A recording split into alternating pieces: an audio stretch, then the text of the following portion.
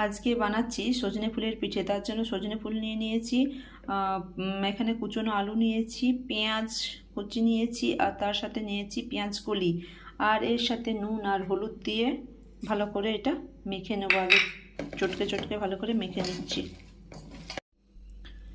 এর সাথে দিচ্ছি লঙ্কা কুচি, আদা রসুনের বাটা, কাঁচা সর্ষের তেল দিয়ে ভালো করে মেখে নিচ্ছি। এর সাথে দিচ্ছি মেশিনের গুঁড়ি আর মিক্সিতে কুটে রাখা গুঁড়ি, এগুলো সব একসাথে করে মেখে নেব একটু জল দিয়ে।